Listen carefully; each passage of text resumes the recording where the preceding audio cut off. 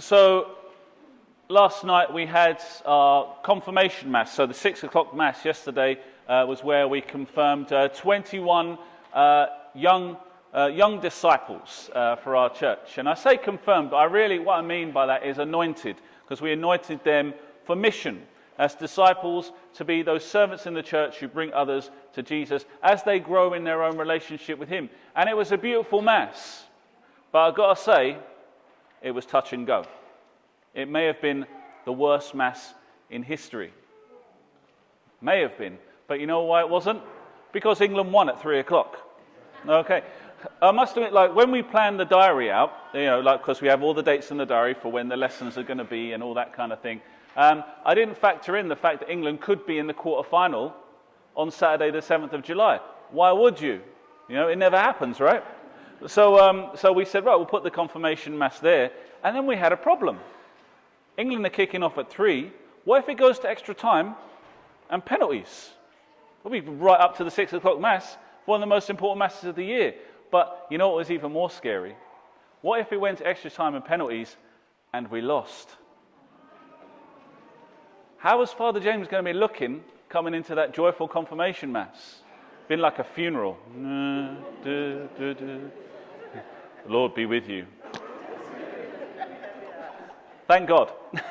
So thank God, therefore, England won. But you know what? At the end of the day, it's football, right? The sacraments of God, our church, our love of Jesus, that is everything. But at these times of excitement, we can sometimes be taken off into a different land when we're on a high. And if you've got Twitter or if you see the news, all you can hear is, it's coming home, Sir Gareth Southgate, these England heroes. The whole nation is kind of lifted. But what happens after when we win the World Cup next Sunday? We're going to have maybe a few weeks of national feasting, maybe a national holiday. Everyone gets a day off work. It's going to be great. What happens then? Come September, it's all back to normal, isn't it? The reality of life, whatever it is for us, is still in our face again. It won't last for long. England will play a friendly in October, then we'll lose to Georgia or something like that, and everyone will be like, we're rubbish again. And then life, as it were, just returns back to normal. So we have to be wary of these kind of little highs in our life, whatever they may be. When you've had a good day, when everything's gone well for you, then you can say to yourself, oh, well, life's fine. Everything's good. The world is in order and I'm great. But that's not the truth. The truth of our life lies in the mundane and the everyday, kind of the base level of our existence. That's where Jesus finds us. That's where we find Jesus. Think about St. Paul. I always use St. Paul as an example. In today's second reading, he's talking about his weakness.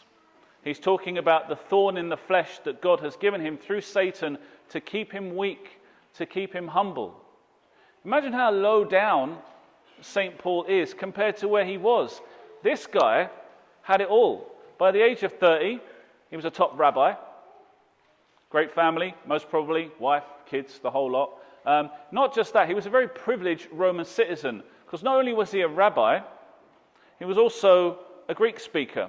That meant he was probably in the top 1% of society.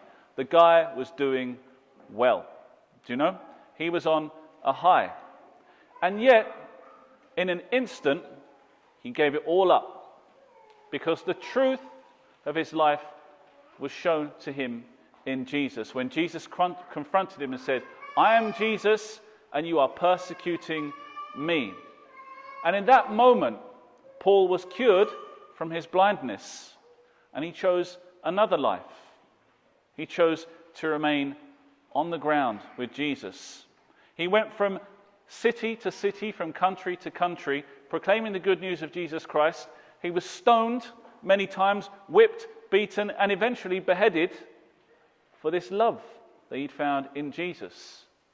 In being made weak, he discovered his true strength. Now, you confront someone who hasn't had an experience of Jesus in their life, and you say, would you give up all of your status and wealth and everything you have for that? And understandably, they say no. They most probably would. In fact, you can kind of hear it in St. Paul's voice when he's talking about all the suffering he has to go through. But then he turns it around. He says, this was a gift from God. Because the gift from God is not to remain on the high, which only lasts for a short time. And if you're lucky, it might last for your lifetime, but beyond that, nothing. The gift from God is to discover the reason for your existence. And that can be tough. That can be painful. Because when we discover the reason for our existence, we have to come up against the biggest roadblock ever created. And you know what that is? Ourselves. Our own sinfulness. Our own insufficiency and weakness. Our need, our desire. All of those things that we try to kind of avoid in our everyday lives or supplement quite simply and easily. To take the short route. Even though Jesus says the path is long and winding. Because to become whole, to become truly human and holy, is a long journey into oneself. It's a long journey into that place where Christ lives. There's only one person who knows us, and it's not ourselves. It's Jesus. And when we take up that journey with him, we take up a journey into ourselves through all of those paths in our lives so that we might find the true reason for our existence. Why was Paul so passionate about it?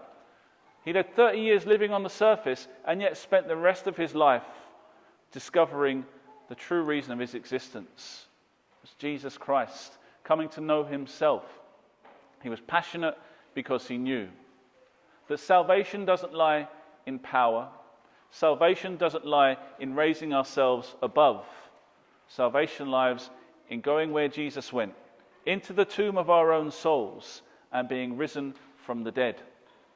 That is the pattern of the Christian life. It's not easy, but it's the only true way. It's going to be difficult, but only through difficulty and by enduring everything that we must come up against do we find true light and true wholeness. Everything else is a facade. But the greatest enemy always won't be those around us. When the psalmist talks about being freed from their enemies, they're not necessarily talking about enemies from without. They're talking about the enemies from within. Jesus even experienced it today. You would expect that his message will be accepted by his own family, wouldn't you? His own friends? No. In fact, in his own town, they say, well, who are you? Who are you to tell me what I should be doing or how I should be living? It's tough when it comes from one of your own. Jesus, the prophet, not even accepted in his own country. Now take that analogy for our own lives. We're going to resist the truth of our own lives until there's no way back. But Jesus invites us to keep walking into it, to keep confronting ourselves, our own sinfulness and weakness, and offer it to the Lord.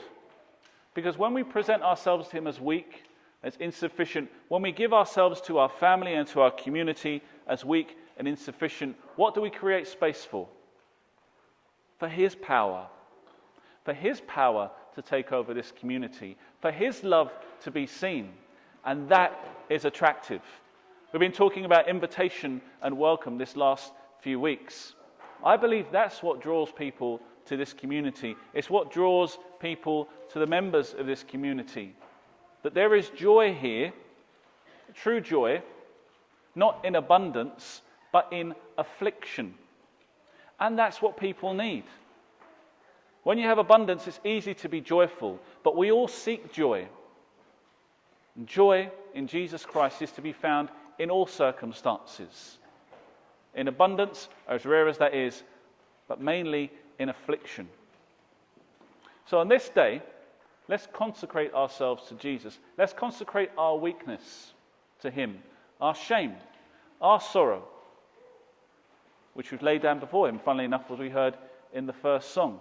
Let's lay them down before him as one family, together, so that we may open up the doors of our hearts to him, that they may be broken open in our weakness, and that those doors may be seen by the people we come into contact with, so that the light may shine out from us and draw others into the true, profound, and only relationship worth having in this life, the basis for all others, a relationship with Jesus Christ.